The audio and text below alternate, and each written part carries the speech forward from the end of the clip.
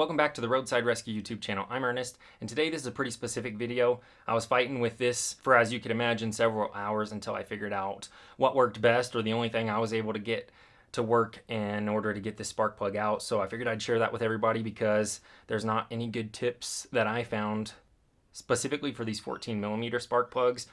You have to buy a specific socket. They're so narrow you can't even use a normal 14mm socket, and that's the biggest issue here. Is like traditional broken spark plug remover kits are too wide to work on these sort of vehicles. So let's get into this video. If this isn't the video for you, that's just fine.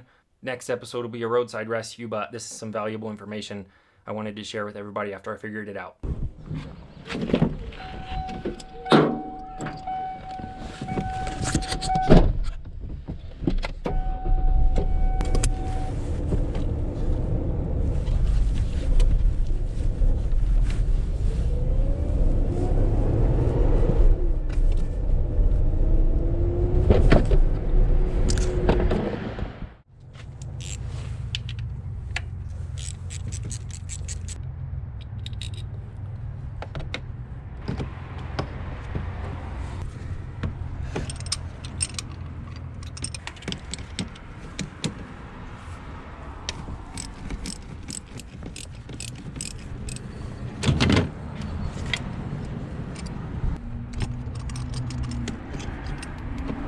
All right, so here we are with this Toyota Corolla. They've got those 14mm spark plugs, and you even have to get a special socket because a 3/8" 14mm socket won't even fit in these holes. And I say that just to illustrate how tight that space is right there, and that's why you using like a conventional broken spark plug removal tool usually doesn't work in these. So here's the method that I used and spent half a day finally figuring out how to get that casing of that spark plug out of there. Yeah, kind of just show it to you. There's a collar inside of here that holds this porcelain about halfway in between these spark plugs, so you can't just take like something that's the same size as this inner diameter and punch it all the way through because of that collar. So you have to use something tapered. I figured out. I'll show you what it is. Just again, for lack of space in there, I wanted something that would hold this, so I found a 10mm socket that was kind of tapered towards the bottom, and I tapped this punch into it. I have another one, but just to show you how I was able to retrieve that easily. These punches actually sit pretty close to the top. These are wider than the spark plug case itself, so these can't fall into the cylinder. On that engine, for some reason, you know, just in case that could fall through, these punches from Harbor Freight won't. This is the actual punch that I got the rest of that porcelain and the electrode out with. You can see down to here pretty much is where that collar grabs it. And this one probably was the right width, close, but I just could not punch it through with this after quite a while of trying. So this one did the trick. Here's the punch right here, just in this same setup. You can see where it was being grabbed by that socket. And actually this one did it pretty quick. So again, that was after several other attempts for several hours, so maybe I loosened it up, but this one punched through. And once you did that, I'll show you the removal tool. So this one's like the perfect size to get down past that inner collar. I'll see if I can tap this off and show it to you, and I'll show you kind of how I set this up. This is a Irwin number 3. I got it in Irwin Hansen. I got it at Ace Hardware. This is like the perfect size one, this number 3.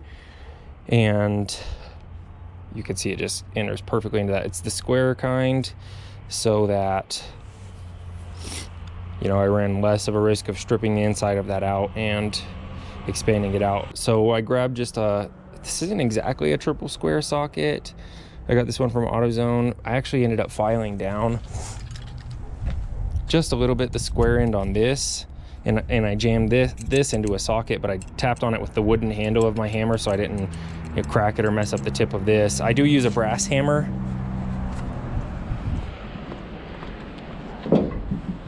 See, yeah, I do use this brass hammer because brass is softer than most other metals, so obviously this could still do damage to whatever, but this takes most of the deformation since it's weaker than most metals. But again, you don't want to snap your only extractor out on a job or wherever, have to run back to wherever and get a new one. So yeah, just filed it down just enough to fit past that. A triple square would have done better, but something, you know, where you could tape it into the triple square, something just to hold on to it, so when you're readjusting and everything, you can pull your bit back out. It's not stuck down there. And this one will be stuck all the way down there. You'll have to have some, even the really long reach pliers don't make it down there just because of how tight those spark plug tubes are. And yeah, just tap that into there nice and firm. I think I gave it like 2 tries. The first time it kind of spun, and then the second time I tapped it harder, so just kind of escalating how hard I needed to hit it to get it to stick in there, and it came free. I mean, it was pretty seized up all the way out, so I just took my time, put some PB blaster down in there. Sometimes if it's really stuck trying to come out, you can always try and tighten it back down a little to get some oil back in that spot that's catching up, to kind of work stuff free, and then go back out. Once it gets stuck, go down a little bit, come back out. So just real slow, because once you break your bit or something, then you're in real big trouble. And then, you know, when you get to that, you can see the air compressor there in the back of my truck from just a minute ago. Get everything cleaned up, spray cleaner down there, and I use a camera just to make sure I get everything out of the cylinder down there. But yeah, blowing air in there is the best way to get that out. After you've got it pretty clean, you can always put some cleaner down there, leave everything out, and crank the engine over. Just unplug the rest of the coils and blow the rest of that out of there, and then maybe spray it out with air again. Just, you know, can't be too careful with it. And then you get the new one installed. Oh yeah, let me see if I can tap this off and show you that collar.